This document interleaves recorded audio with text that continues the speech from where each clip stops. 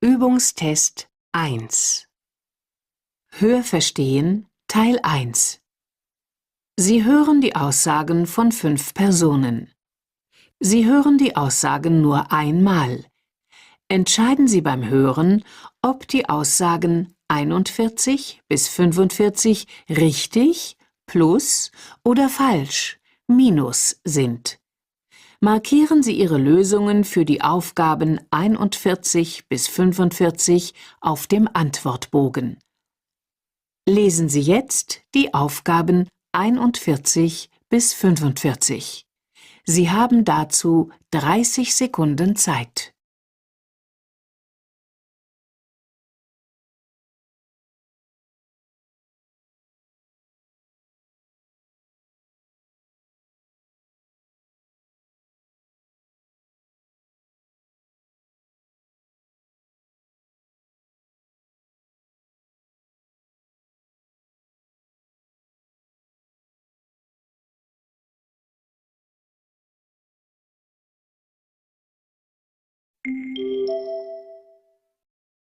Liebe Hörerinnen und Hörer, in unserer Sendung Arbeit und Beruf wollen wir heute mit Menschen sprechen, die sich vor kurzem selbstständig gemacht haben. Nummer 41. Holger Baumann, Ingenieur. Nun, ich habe vor einem halben Jahr angefangen, meinen Beruf selbstständig auszuüben. Ich bin Ingenieur und irgendwann habe ich mich mit meinem Chef einfach nicht mehr verstanden. Wir waren zu oft anderer Meinung. Jetzt habe ich ein eigenes kleines Büro. Die Selbstständigkeit hat viele Vorteile. Vor allem kann ich meine Zeit frei einteilen. Weniger schön ist es, dass ich oft am Wochenende arbeiten muss und dann viel weniger Zeit für meine Frau und die Kinder habe als früher.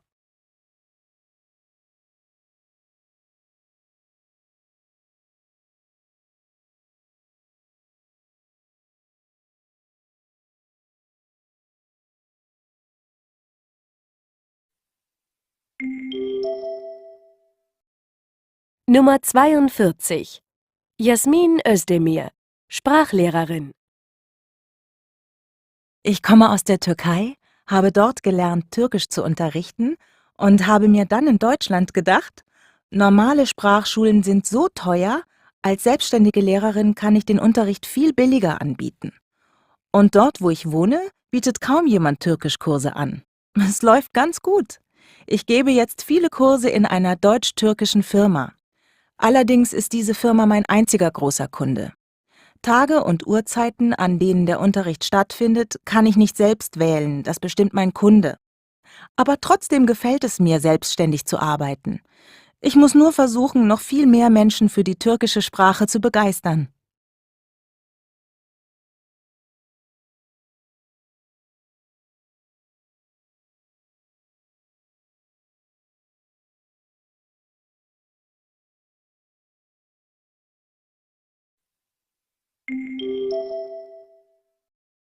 Nummer 43.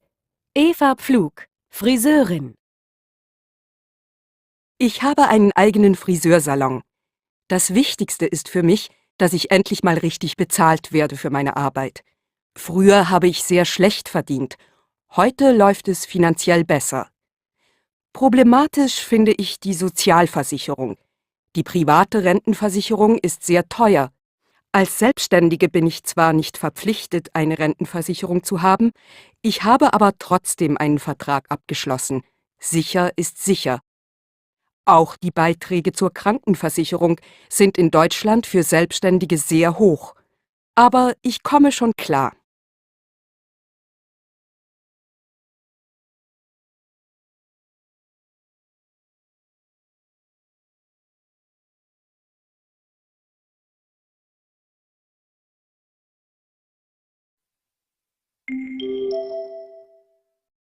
Nummer 44. José González, Elektriker. Mit meinem Bruder habe ich vor kurzem einen Handwerksbetrieb für Elektroinstallationen gegründet. Am Anfang hatten wir Angst vor der großen Konkurrenz. Wir arbeiten aber sehr gut und zuverlässig und sind auch etwas preiswerter als viele andere. Es ist sicher ein Risiko, sich selbstständig zu machen, aber ich bin optimistisch, dass es weiter gut läuft. Inzwischen planen wir sogar noch Mitarbeiter einzustellen.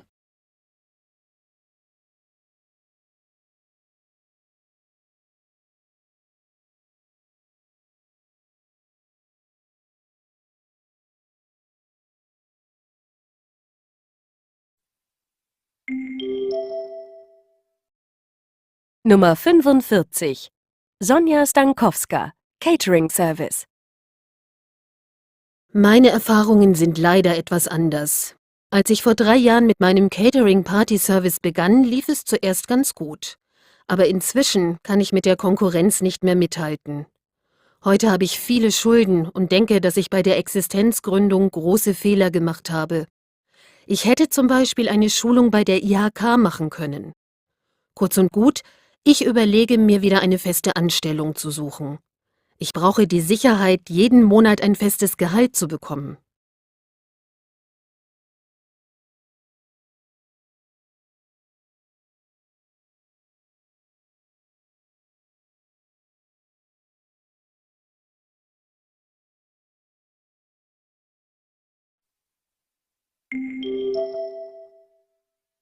Ende des Tests Hörverstehen Teil 1.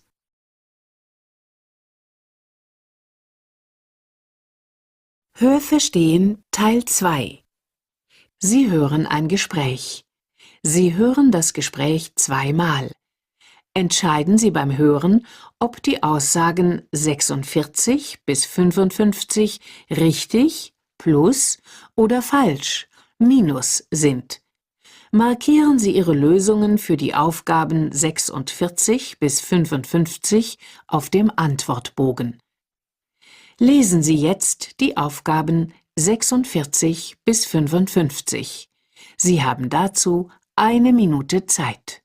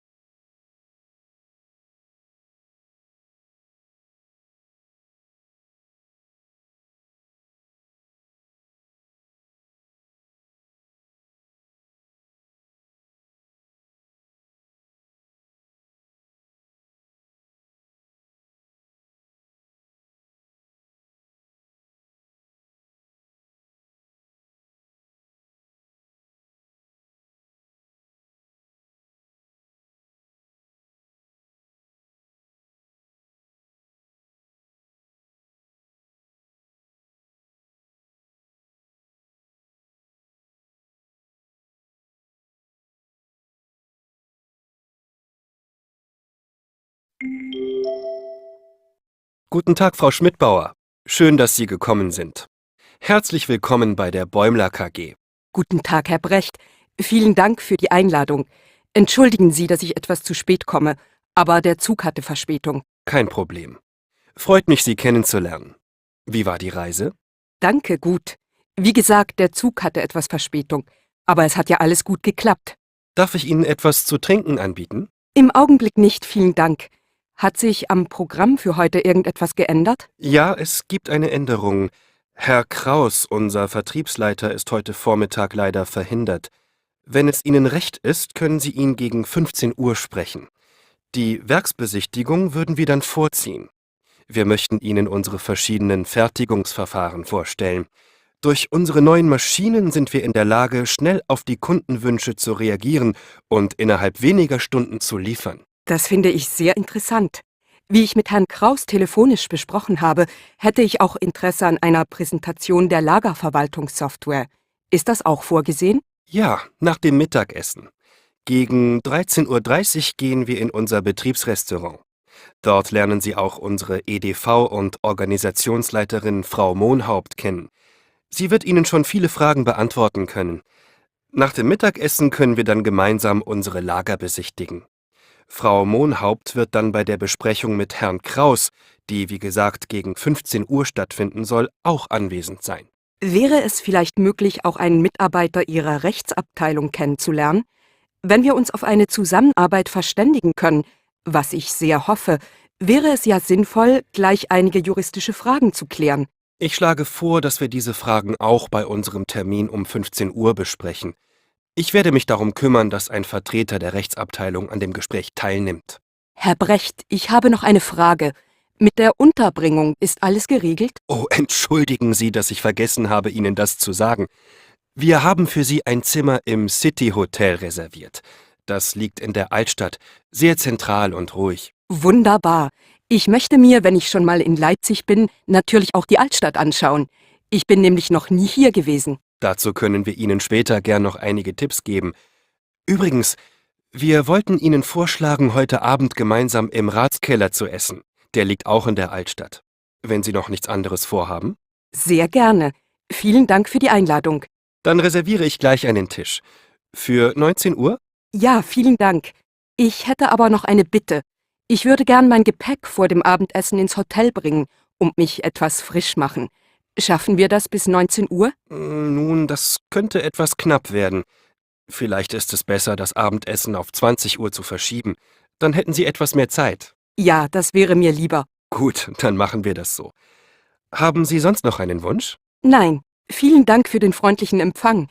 Dann können wir, wenn Sie möchten, gleich in unseren Tagungsraum gehen. Dort haben wir ein Video vorbereitet. Gerne, ich bin sehr gespannt.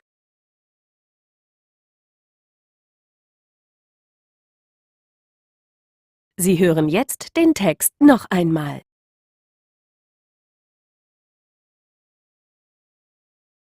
Guten Tag, Frau Schmidbauer. Schön, dass Sie gekommen sind. Herzlich willkommen bei der Bäumler KG. Guten Tag, Herr Brecht. Vielen Dank für die Einladung. Entschuldigen Sie, dass ich etwas zu spät komme, aber der Zug hatte Verspätung. Kein Problem. Freut mich, Sie kennenzulernen. Wie war die Reise? Danke, gut. Wie gesagt, der Zug hatte etwas Verspätung, aber es hat ja alles gut geklappt. Darf ich Ihnen etwas zu trinken anbieten? Im Augenblick nicht, vielen Dank. Hat sich am Programm für heute irgendetwas geändert? Ja, es gibt eine Änderung. Herr Kraus, unser Vertriebsleiter, ist heute Vormittag leider verhindert. Wenn es Ihnen recht ist, können Sie ihn gegen 15 Uhr sprechen. Die Werksbesichtigung würden wir dann vorziehen. Wir möchten Ihnen unsere verschiedenen Fertigungsverfahren vorstellen. Durch unsere neuen Maschinen sind wir in der Lage, schnell auf die Kundenwünsche zu reagieren und innerhalb weniger Stunden zu liefern. Das finde ich sehr interessant. Wie ich mit Herrn Kraus telefonisch besprochen habe, hätte ich auch Interesse an einer Präsentation der Lagerverwaltungssoftware. Ist das auch vorgesehen? Ja, nach dem Mittagessen. Gegen 13:30 Uhr gehen wir in unser Betriebsrestaurant. Dort lernen Sie auch unsere EDV- und Organisationsleiterin Frau Mohnhaupt kennen. Sie wird Ihnen schon viele Fragen beantworten können. Nach dem Mittagessen können wir dann gemeinsam unsere Lager besichtigen. Frau Mohnhaupt wird dann bei der Besprechung mit Herrn Kraus, die wie gesagt gegen 15 Uhr stattfinden soll, auch anwesend sein. Wäre es vielleicht möglich, auch einen Mitarbeiter Ihrer Rechtsabteilung kennenzulernen? Wenn wir uns auf eine Zusammenarbeit verständigen können, was ich sehr hoffe, wäre es ja sinnvoll, gleich einige juristische Fragen zu klären. Ich schlage vor, dass wir diese Fragen auch bei unserem Termin um 15 Uhr besprechen. Ich werde mich darum kümmern, dass ein Vertreter der Rechtsabteilung an dem Gespräch teilnimmt. Herr Brecht, ich habe noch eine Frage. Mit der Unterbringung ist alles geregelt? Oh, entschuldigen Sie, dass ich vergessen habe, Ihnen das zu sagen. Wir haben für Sie ein Zimmer im City Hotel reserviert. Das liegt in der Altstadt, sehr zentral und ruhig. Wunderbar. Ich möchte mir, wenn ich schon mal in Leipzig bin, natürlich auch die Altstadt anschauen. Ich bin nämlich noch nie hier gewesen. Dazu können wir Ihnen später gern noch einige Tipps geben. Übrigens, wir wollten Ihnen vorschlagen, heute Abend gemeinsam im Ratskeller zu essen. Der liegt auch in der Altstadt. Wenn Sie noch nichts anderes vorhaben, Sehr gerne. Vielen Dank für die Einladung. dann reserviere ich gleich einen Tisch. Für 19 Uhr? Ja, vielen Dank. Ich hätte aber noch eine Bitte. Ich würde gern mein Gepäck vor dem Abendessen ins Hotel bringen und mich etwas frisch machen. Schaffen wir das bis 19 Uhr? Nun, das könnte etwas knapp werden. Vielleicht ist es besser, das Abendessen auf 20 Uhr zu verschieben. Dann hätten Sie etwas mehr Zeit. Ja, das wäre mir lieber. Gut, dann machen wir das so. Haben Sie sonst noch einen Wunsch? Nein, vielen Dank für den freundlichen Empfang. Dann können wir, wenn Sie möchten, gleich in unseren Tagungsraum gehen. Dort haben wir ein Video vorbereitet. Gerne, ich bin sehr gespannt.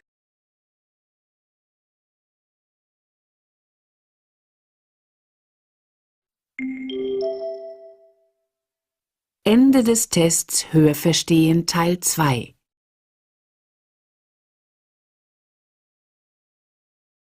Hörverstehen Teil 3. Sie hören 5 kurze Texte. Sie hören die Texte zweimal. Entscheiden Sie beim Hören, ob die Aussagen 56 bis 60 richtig, plus oder falsch, minus sind. Markieren Sie Ihre Lösungen für die Aufgaben 56 bis 60 auf dem Antwortbogen. Lesen Sie jetzt die Aufgabe 56.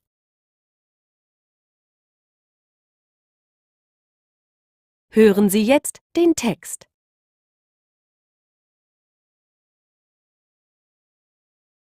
Sie hören folgende Nachricht auf Ihrem Anrufbeantworter.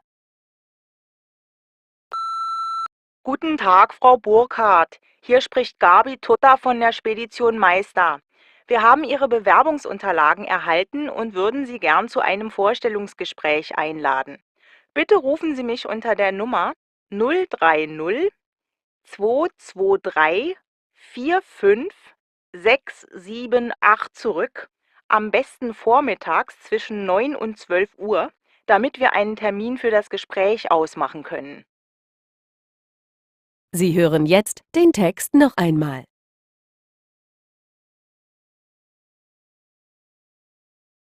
Sie hören folgende Nachricht auf Ihrem Anrufbeantworter.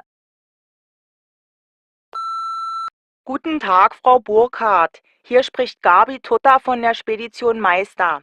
Wir haben Ihre Bewerbungsunterlagen erhalten und würden Sie gern zu einem Vorstellungsgespräch einladen.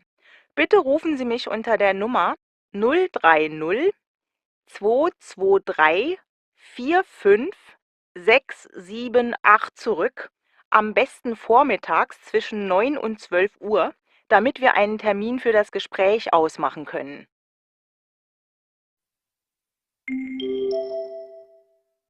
Lesen Sie jetzt die Aufgabe 57.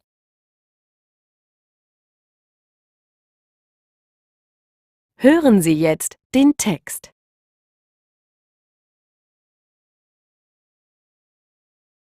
Im Betrieb hören Sie folgende Durchsage.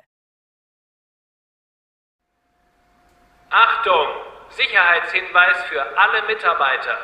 Auf unserem Betriebsgelände hat es einen Störfall gegeben. Eine schwach giftige Rauchwolke ist ausgetreten.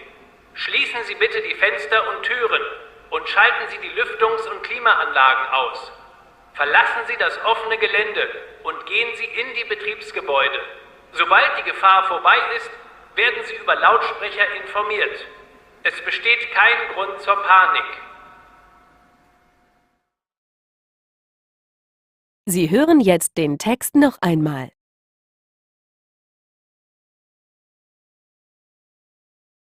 Im Betrieb hören Sie folgende Durchsage. Achtung! Sicherheitshinweis für alle Mitarbeiter. Auf unserem Betriebsgelände hat es einen Störfall gegeben. Eine schwach giftige Rauchwolke ist ausgetreten. Schließen Sie bitte die Fenster und Türen und schalten Sie die Lüftungs- und Klimaanlagen aus. Verlassen Sie das offene Gelände und gehen Sie in die Betriebsgebäude. Sobald die Gefahr vorbei ist, werden Sie über Lautsprecher informiert. Es besteht kein Grund zur Panik.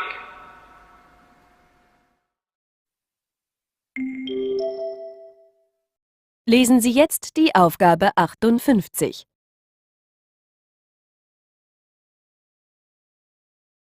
Hören Sie jetzt den Text.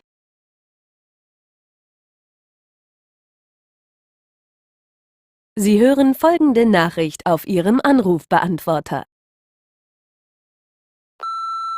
Guten Tag, hier ist Ilona Kraft von der Kosmos KG. Herr Schmidt, ich wollte Sie nur darüber informieren, dass die Lieferung, auf die wir so lange gewartet haben und wegen der wir auch schon mehrere Male reklamiert haben, gerade bei uns eingegangen ist. Der Fehler lag beim Kurierdienst. Vielen Dank und auf Wiederhören. Sie hören jetzt den Text noch einmal.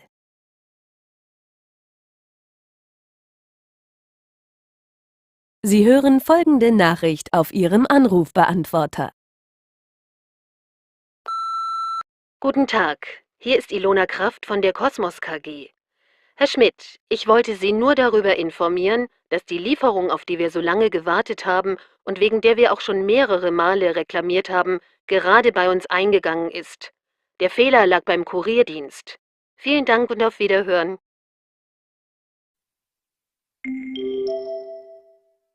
Lesen Sie jetzt die Aufgabe 59.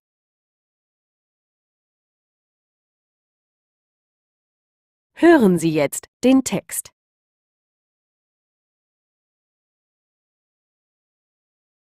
Auf einer Präsentation hören Sie die folgende Mitteilung.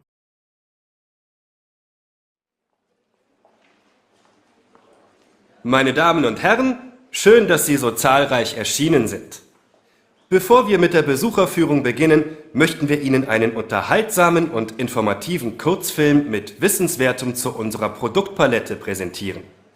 Anschließend gibt es einen kleinen Imbiss und danach werden wir mit Ihnen das Werk besichtigen. Für Fragen steht Ihnen der Leiter unserer Verkaufsabteilung, Herr Berger, jederzeit zur Verfügung.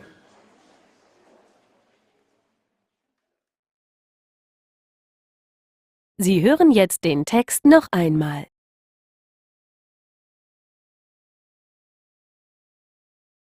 Auf einer Präsentation hören Sie die folgende Mitteilung.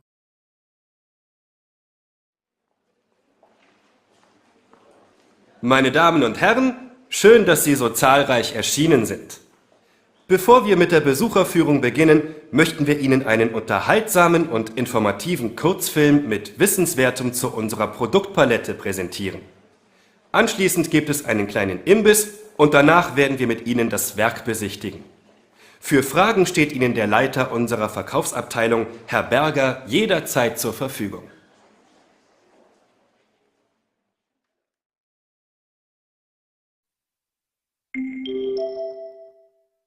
Lesen Sie jetzt die Aufgabe 60.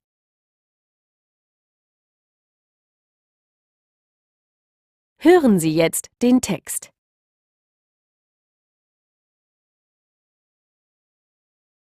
Sie hören folgende Nachricht auf Ihrem Anrufbeantworter. Hotel Sonnenschein, Lehmann. Guten Tag, Herr Kaltenberg. Wir haben für Sie wunschgemäß 4 Einzelzimmer für heute und morgen, also für den 9. und 10. August ohne Frühstück reserviert. Außerdem steht Ihnen morgen unser Konferenzraum zur Verfügung. Falls Sie doch noch am Frühstücksbuffet teilnehmen möchten, reicht es, wenn Sie das bei Ihrer Anreise an der Rezeption anmelden. Für das Buffet berechnen wir 14 € pro Person. Sie hören jetzt den Text noch einmal.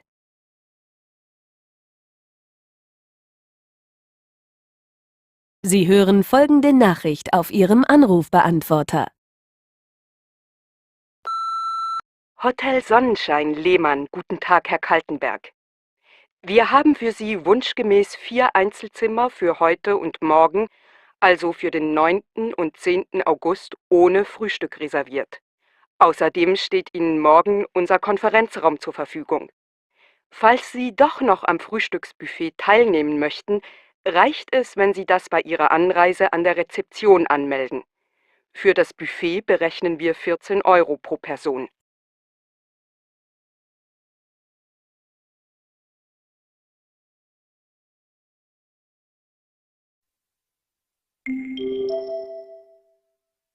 Ende des Tests Hörverstehen.